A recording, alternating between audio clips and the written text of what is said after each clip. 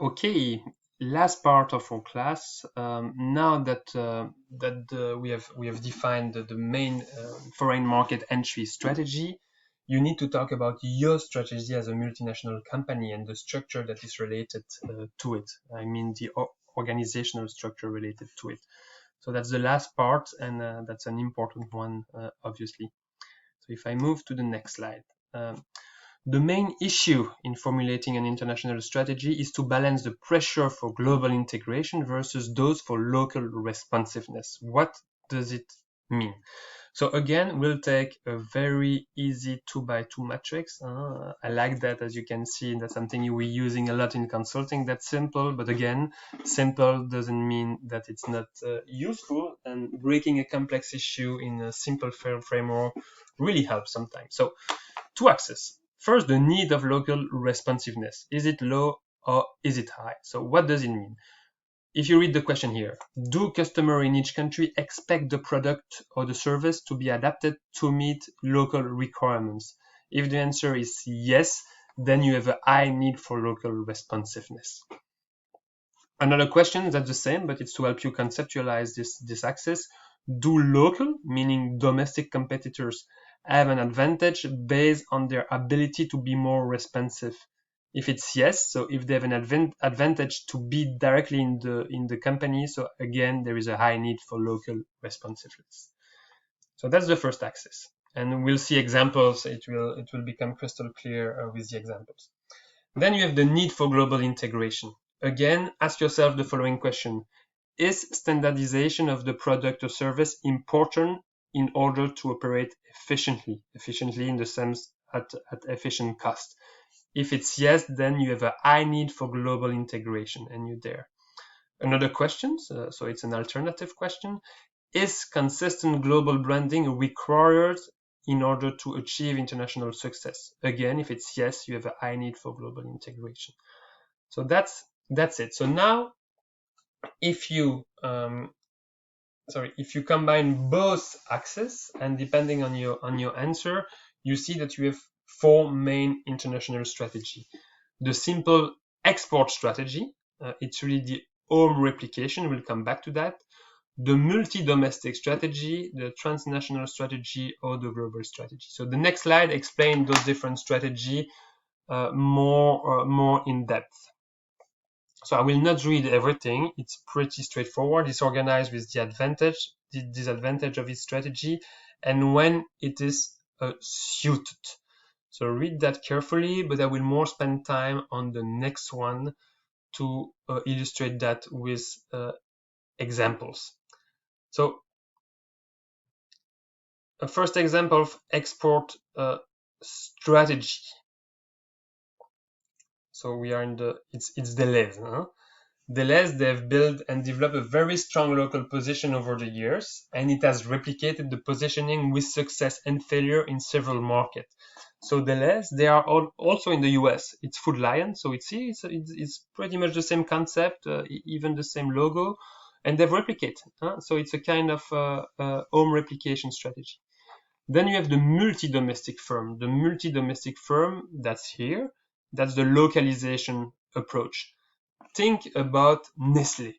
Nestlé actually is a company that has 8,000 brands worldwide, and yet only 750 are registered in more than one country, and only 80, so 10%, are registered in more than 10 countries. So obviously those 80 brands represent a high share of the turnover of Nestlé, but still it means that 7,920 brands in their portfolio are present in less than 10 countries. And what they will do, they will really adjust the product, the attributes to the needs, taste, and preferences of the local consumer. Sometimes it's slightly, look at the picture with Nescafé, sometimes it's slightly just another taste.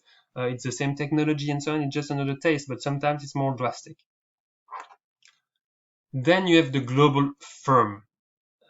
So excuse me, so if I go there again, I jump a bit. So Nestlé, it's here because it needs to be responsive to the local needs, and you don't really need for food to have a huge integration to have economies of scales. Then we're moving to the top left corner, a global firm. Obviously, we have I've talked already a few times about the industry today, but it's Boeing, for example. Huh? So you need to be very integrated, and you don't need to be locally responsive. Huh? A plane is a plane. The national companies know it takes time to produce it. They need to place the order. So it's clearly a global firm. And then you have the transnational firm. A good example is Toyota. So Toyota, they've succeeded to keep a high level of global integration and still to customize the product to their needs. So if you see the Toyota that are in the US, Japan, and Europe, they are quite different, although they have the same technology, the same platform, and so on. So it's a good example of a transnational firm. And so in the next slide, you see a lot of examples, and you can think about them. There is always a bit of judgment. Huh? So there is no precisely scientific evidence behind this graph, although I'm pretty convinced that I've plotted the logo right, but you can disagree on some dimension, and you can probably build some sound reasoning to explain you why you disagree. But think about it and make the exercise for you. Where would you have put those global companies? We take the extreme one, the one that are obvious, a wine producer. A wine producer, you don't need local responsiveness. You don't need to adapt to the taste of the local countries. What people want, they want the real French wine, right? So you will export from your home country your local product. And obviously, then you don't need global integration. You produce locally. So I've explained Boeing. Caterpillar is probably more of the same.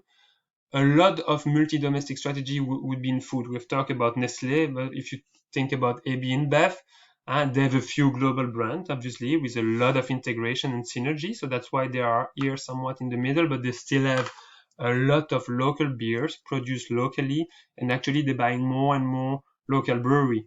We don't like that because as a local brewery got acquired by a big firm like this, it loses a bit its authenticity.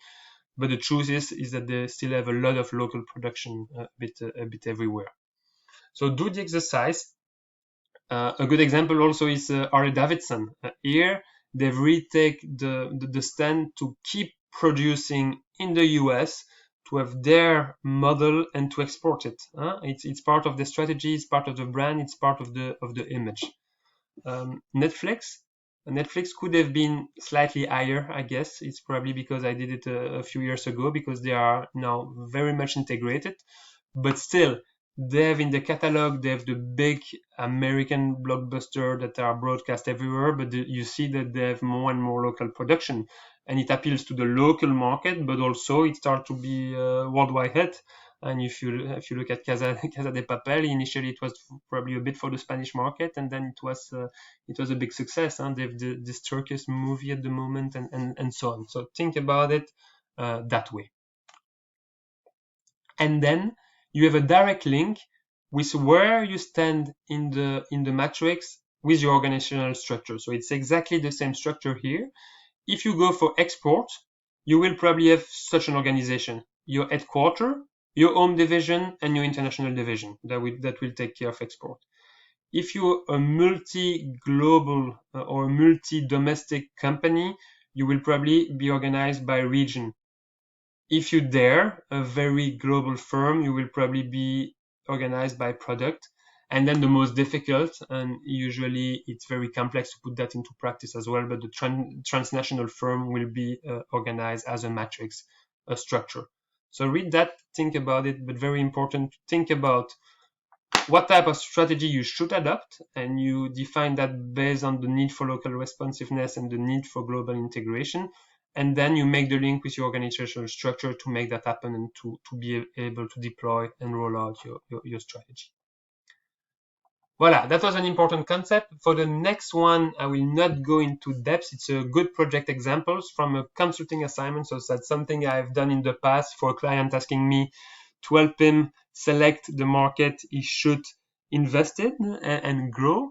So it's the full process that we have followed. But why have I put that here specifically is because at one step, once you have defined, obviously, initially the scope was the world, but it's quite easy to exclude quickly some countries based on some criteria that the client had asked us in terms of political instability, corruption, stuff like that. So then we had 50 markets to screen a bit more in depth. And then what we have done here, it's again this matrix, market attractiveness and feasibility to enter.